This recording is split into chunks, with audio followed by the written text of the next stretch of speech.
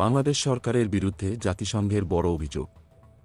জানুন আসল কারণ। জাতিসংঘের তদন্ত দল অভিযোগ করেছে, বাংলাদেশ সরকার তাদের প্রয়োজনীয় তথ্য সরবরাহে দেরি করেছে, যার ফলে তাদের প্রতিবেদন জমা দেওয়ার কাজ আটকে গেছে। ১ জুলাই থেকে ১৫ আগস্ট পর্যন্ত বাংলাদেশের ছাত্র জনতার ওপর সরকারি বাহিনীর মানবাধিকার লঙ্ঘনের ঘটনা তদন্ত করতে এসে জাতিসংঘের দল জানায়, নির্ধারিত সময়ের মধ্যে তারা প্রতিবেদন প্রস্তুত করতে পারছে না।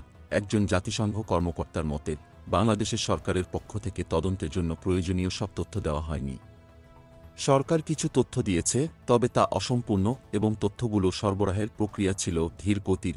তথ্য সরবরাহের দেরির বিষয়টি স্বীকার করেছেন পররাষ্ট্র মন্ত্রণালয়ের মুখপাত্র তৌফিক হাসান। তিনি জানান, মন্ত্রণালয়ের পক্ষ থেকে সব দপ্তর এবং বিভাগের মাধ্যমে তথ্য সরবরাহ করা হয়েছে, তবে কিছুটা দেরি হয়েছে।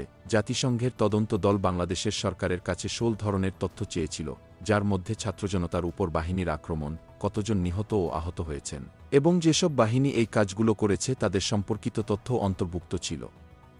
তবে সরকারের পক্ষ থেকে কিছু তথ্য আংশিকভাবে দেওয়া হলেও পূর্ণাঙ্গ তথ্য দেওয়ার ক্ষেত্রে কোনো উদ্যোগ নেওয়া হয়নি, যার ফলে জাতিসংঘের দল তাদের প্রতিবেদন জমা দিতে পারেনি।